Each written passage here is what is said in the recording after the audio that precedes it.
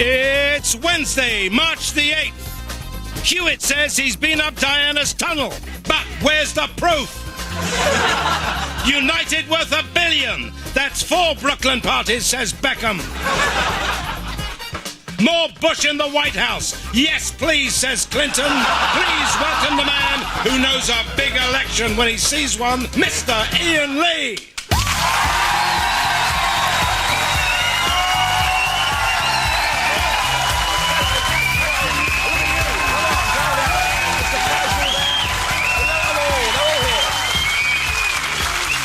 I'm a boxer. I love it.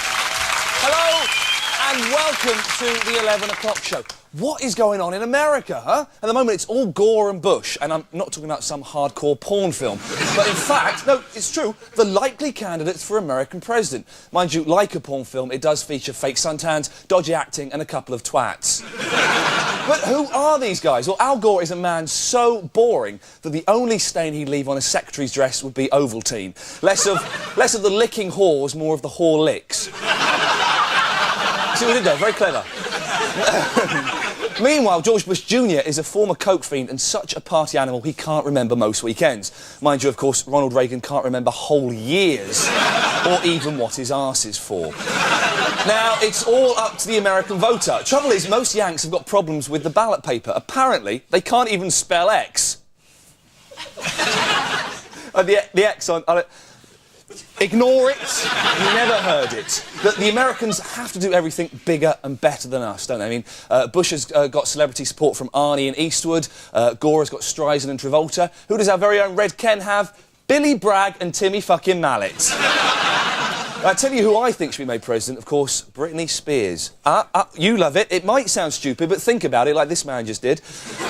Maybe not quite the same way. But she'd get the youth vote, the Christian vote, and what's more, it's the one Bush we'd all like to see photographed on the White House lawn. But enough of these presidential postulations. Ladies and gentlemen, please welcome the girl who's my American Pie, Miss Daisy Donovan.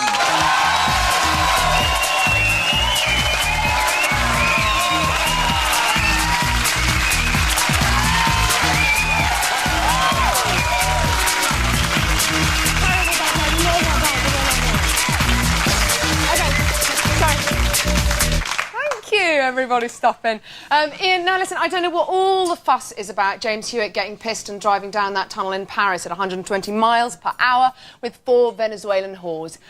I've been down there myself, minus the horse, though it was a few years ago and I was driving a white Fiat. Odd thing is, I think somebody clipped me at the back of it. Never mind, no harm done. Don't even go there, Daisy. Just tell us what's coming up on tonight's show. No probs.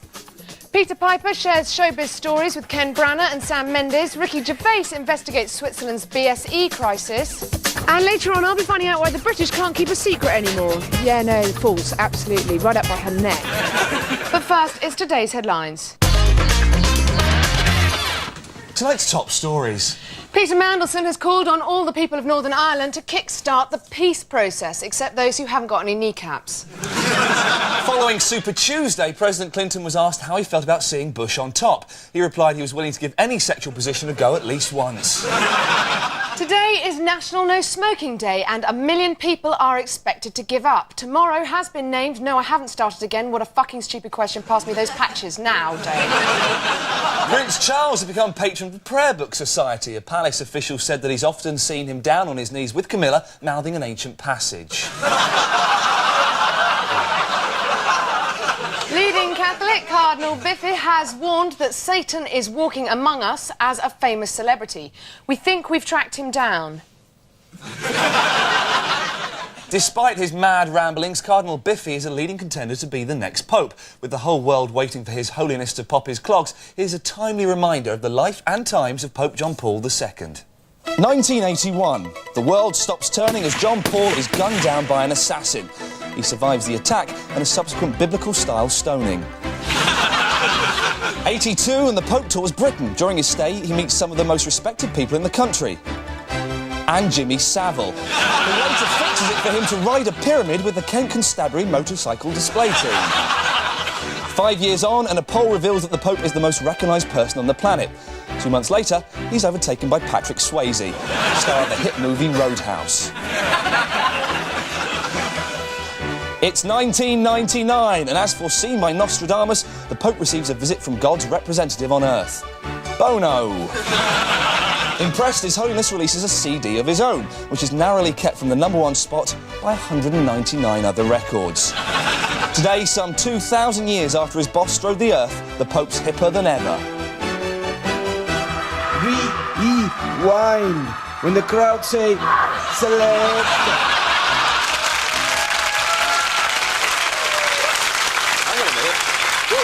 Daisy, I've got to ask you, it slipped my mind. What do they say? Interesting you should ask that, Ian, because they say all the world's a stage. But if that were true, everyone would walk around with rouged cheeks, pulling faces, over-articulating, and whispering loudly like this. One man who knows a thing or two about theatre is showbiz reporter Peter Piper, who's been at the Olivier Awards this week. Hello, Peter. All right, me old cocker? Peter, you've been out meeting lovies this week? Well, Daisy, I don't like the word lovies. As far as I'm concerned, they're mates. I mean, this week I've had a lovely chat with Richard E. Grant, you know, from Withnail, a role I turned down, incidentally.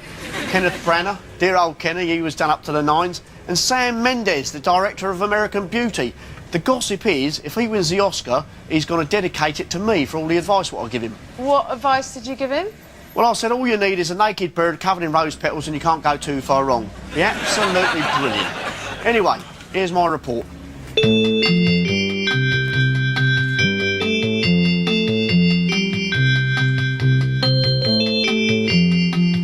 What got you into acting in the first place? Oh, I don't know. I couldn't think of anything else to do. Oh, yeah, It was the only yeah, thing so- I was good at. Yeah. Have you got any tips for any kind of up-and-coming young actors or anything like that?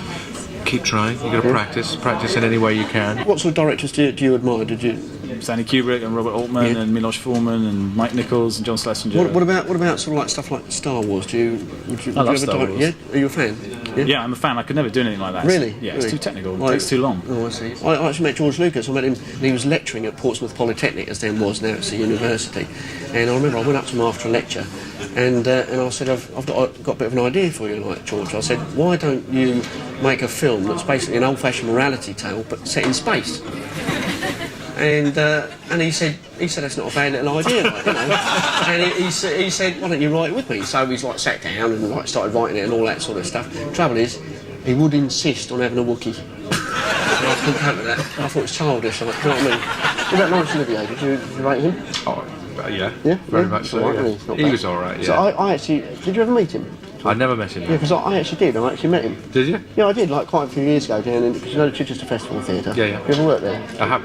And I used to help out backstage, and I used to like after the performance was over, I'd like someone was going onto the stage, and I'd give it a bit of the old to be or not to be, Really? yeah, and all that sort of stuff. You know, once he sort of like went up behind me, he tapped me on the shoulder, and he said, "I've been watching you, Peter." He said, "You're brilliant." He said, "You've really got it." He said, "You're the best actor for your age I've ever seen in my entire life." He said, "You're miles better than I was when I was your age." He said, "Honestly," he said, "I'm going to put you through RADA, and I'm gonna make sure that you become the biggest movie star the world has ever known." And Sir Laurence Olivier once said that I was the best actor he'd ever seen in his entire life. Like, I used to. What are you doing here then? Well, at the end of the day, like, I couldn't be bothered to do it. Like, you know, I just thought I'd rather be like a normal bloke, a few beers, game of darts with my mates in the pub. He's just wandered off like. But rude of him, really.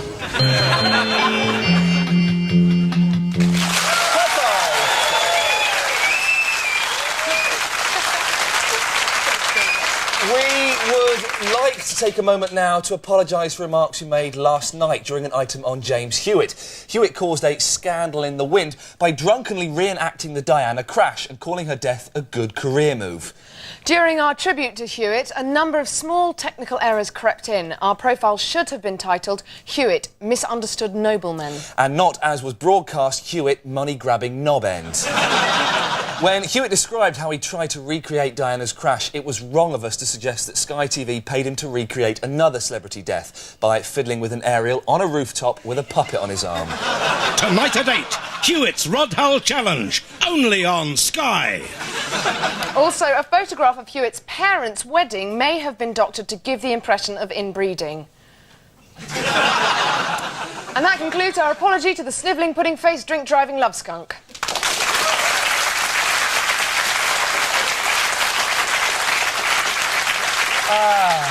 Daisy, I say Switzerland, you say... chocolate money, snow, and yodelay. And mad cow disease? In Switzerland, no. Well, Ricky Gervais has this report. Scientists in France and Switzerland indicated for the first time that cows with BSE are getting into their food chains. New findings came to light after Switzerland introduced a test that detects BSE in the cows. Ah, unlucky frog boys. Serves you right. I bet they're not going to be so fussy now about what they eat, are they? Fussy, that made me laugh. They wouldn't eat our mental cows, but they will eat frogs, snails, and horses. How did that get started in the first place? Some French bloke wandering round his garden 100 years ago in a beret, going, I'm starving. What will go nice with these onions? What's that slimy thing? That's a snail, Pierre. Can you eat it? Well, not really, no. I'll give it a go. What's that thing? A thing. That's a frog. You can't eat that. You can? Oh, right, that's disgusting. I'm off. Hold on. What's that thing you're sitting on? It's a horse. Bring it here. I've been to France. And as far as I can make out, there's only one thing they won't fucking eat. Clarets. And the Swiss, well, I don't really started on the Swiss. Oh, we're neutral, like in the war. Yeah. Oh, hello British, we like you best, yeah. Oh, hello Germans, we like you best. Oh, yeah. I'll tell you what the Swiss are like. They're like Daniel Wilmot, who went to my school in Reading. He didn't bundle himself, but he used to hold the coats. We should have got together with Germany and given Switzerland the kicking of its life. I mean, thinks he did to Wilmot. He's blind now. It'd be easy though, army in the Swiss. Have you seen their army? Yeah. Oh, look out. We've got a knife. Yeah. Oh, it's got a magnifying glass and some tweezers. Oh, watch out. The fucker's yodeling now. Don't get me wrong, I don't hate all Swiss. You know, some of them are alright. ABBA. This is Ricky Gervais for the 11 o'clock show in a field. They don't look mad, do they? You talk to them though.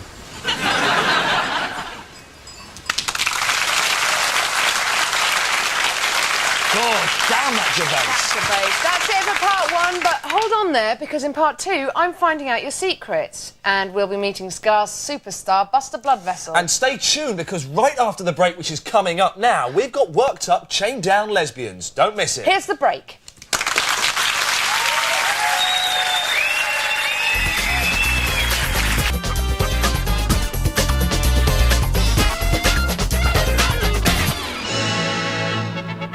...1984, and there's conflict at Greenham Common.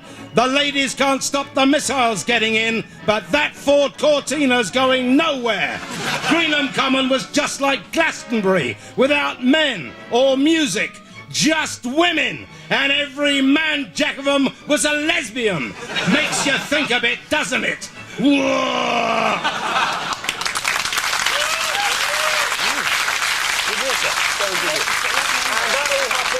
16 years ago today, Wednesday the 8th of March. Still to come, Buster Bloodvessel discusses his political ambition, and Daisy, that's her sitting there, That's me. investigates Britain's secrets. But now it's time to look at today's headlines. Hewitt reenacts Diana's last days, Carling demands blowjob. Man United worth $1 billion, Beckham offers to swap it for 5 magic beans. Prostitutes threaten strikes, worries over scabs. Brilliant. Teenagers have always liked extreme sports, and few things are as extreme even as trying to knob a third year in the rain on the youth club roof. Well, today the government has announced that it's got to stop as teenage pregnancies are spiralling out of control.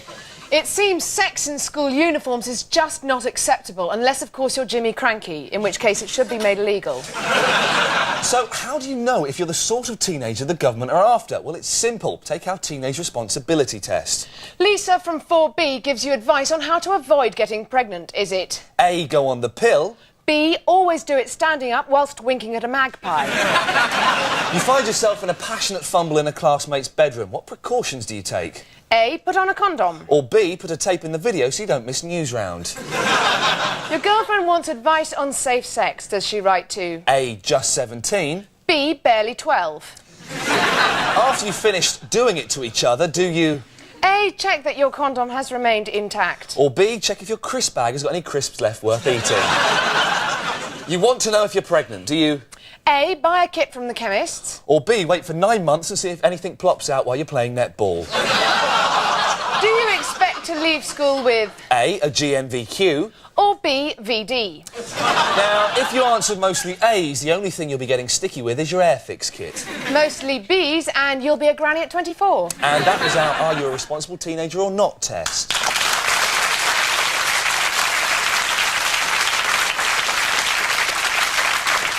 During the war, they said careless talk costs lives. Of course, it didn't. It was Sten guns. The report out today shows we're worse at keeping secrets than ever before. Here's my report. Keep it under your hat. A new survey reveals what I've been telling everyone for years. No, not that Anthea Turner wears a girdle, but that keeping secrets is harder than ever. I've come here to indiscreet London to investigate. There's been a survey done that says that people can't keep secrets anymore because they're always overheard in restaurants and things like that. Do you think that's true? In some cases, yeah. The way Do you think posh people get overheard more than ordinary people? No, I don't think so. But they do talk like that. Yeah, they do. Johnny Karen Bun Smythe was doing it to Caroline. Have you got a sort of little secret you could tell me? Yeah. Okay. So, Epping Forest. Yeah. Shallow Grave. You done me wrong. If your best friend's boyfriend was shagging someone else, would you tell your best friend? Depends. What if it was you? Who is shagging her best boyfriend? Her boyfriend. I wouldn't tell her. I would just shag. Just keep it. People may be happy to keep their own secret, but would they keep a secret for somebody else? Did you drop this? No, I didn't, dear. Did you? It says it's Ministry of Defence. So lovely. Shall we open it? Why not? Shall we? Can you do me a favour? This is my boyfriend on the line. Can you? I wasn't with him last night. Can you just say that I was with you last night and that we went to the pictures? And is that all right? My name's Daisy. What's your name? Lena. Lena. Yeah. Say hi, it's Lena. Say no. Hello. What was they doing last night? Well, I suppose they was dancing, having a laugh, having a good drink. I suppose like most girls do. Roller skating. Roller skating, having a good old crack. No, you didn't have any old crack. No crack. Sorry, no crack. Tony Blair, stop genetic engineering. Stop super virus. Stop evacuation London. Bethnal Green area. Stop. That don't mean a thing to me. Envelope to be opened by addressee only. Leaking of information of a classified nature is a criminal offence and can be punishable by... Anyway. You bloody did! You bloody did. I'm leaving that there. So there you have it. If you've got a secret, shh, or tell me. This has been Daisy Donovan for the 11 o'clock show in London.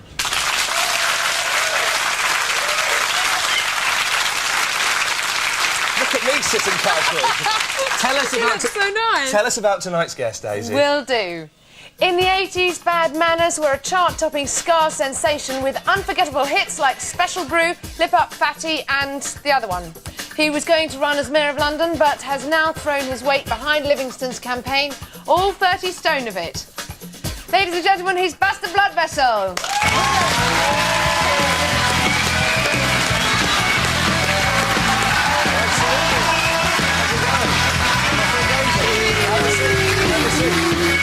Thank you very much for coming to see us. Now, you were... Oh, have a cough. You were running for London Mayor. Yes. Why did you bottle out?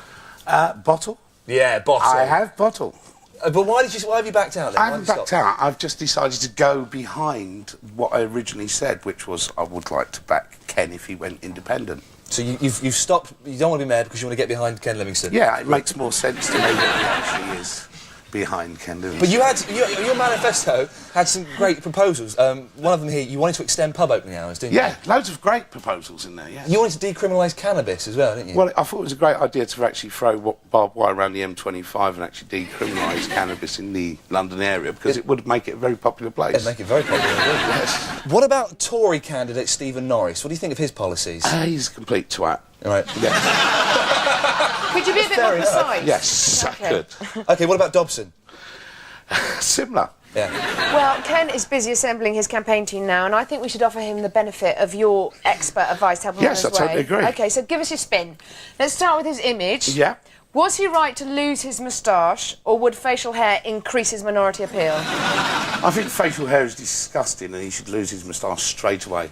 I also think he should shave his head, and I think he should put a lot of weight on and get one of them false tongues that he can stick out at everybody. Well, hang on a minute, he looked just like you then, wouldn't it? I just want to take over the world, don't I? I've got it. You see me, I'm one of them fat people that just sit there doing this, wanting to take over the world. Sit there doing what? This. All right, just fit it. And now, what about policies, OK? Which of these is a guaranteed vote winner? Yes. Tax on cab drivers every time they tell who they've had in the back of their cab. Invoking the Trade Descriptions Act to force topless tourist buses to be topless tourist buses. Knockers. Or anyone caught acting frozen in Leicester Square to be immediately thrown into London dungeons. You know, those fucking idiots who wear the white... Yeah, I know, well, yeah. And want some money for it. Yeah. Should we follow those through, do you think? I think I'd have to go for the first one there. That was corking. Now, Ken needs a catchy slogan to sum him up. Which of these grabs your fancy? First one, I love the IRA, or I heart the IRA there, of course. Lip up fatty, or don't vote for the spoon with the beard. Which of those? I like the last one, actually. It's sort of got a ring to it. It did originally say, this is true, don't vote for the shit with the beard, but we changed that, for legal reasons. Oh, you're so kind.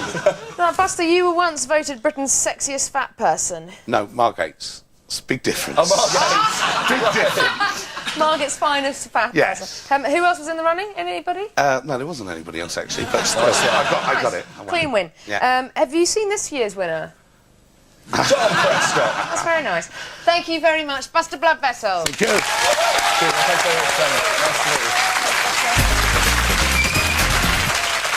Earlier in the show, we reported on the breaking news that BSE has been discovered in French and Swiss cattle. Now go back live to Ricky Gervais for more on that story. Ricky, is there any more news about these worrying developments? No, but I've got an idea to get the French out of this mess. I don't know why I want to help them, but, you know, that's the sort of bloke I am. What they should do is give the beef to the hungry and the homeless. They're not going to say no because it's a bit infected, are they? Do you know what I mean?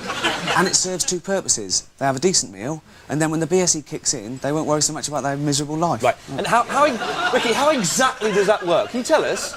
Well, it's like my nan, yeah? She used to moan all the time about anything, the cold, the telly, the neighbours. Then when she went a bit, she was happy as a pig in shit. In fact, she was in shit a lot of the time, Ricky, to be fair. That's a little too far. Yeah. We all know you've had your fair share of infected meat inside you at the pumps. Time now for the news with Justin. 77-inch busted porn star Lolo Ferrari has died. The doctor who treated her said, I performed chest massage to revive her for 3 days without success. Then I had another go. The cause of death remains a mystery, though police have ruled out drowning. An 82-year-old gran has lost her job as a yoga teacher, but she says she'll have no trouble making ends meet. Her face and her arse. Following his screen death on Baywatch, David Hasselhoff is said to be furious at the announcement of his replacement. Mr. Mohammed Al Fayed. Hey, that was the news just in.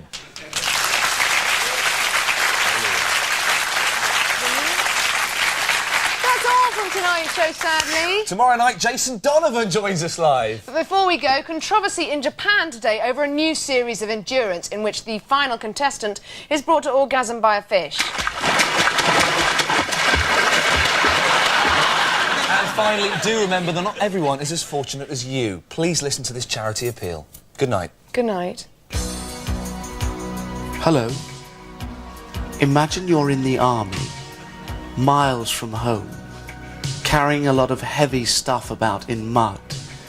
You've written some moving poetry to your wife back home, but you're feeling really bad because, 1, you accidentally got off with someone when you liberated a nearby town. 2, you've napalmed a family on the way to market. And 3, you've taken a cocktail of anti-anthrax drugs which have resulted in 2 enormous women's tits. Sick, isn't it? You know, it needn't happen. Please, please send some money now. Have a heart. Like war, do you? Come on. Don't be a cunt.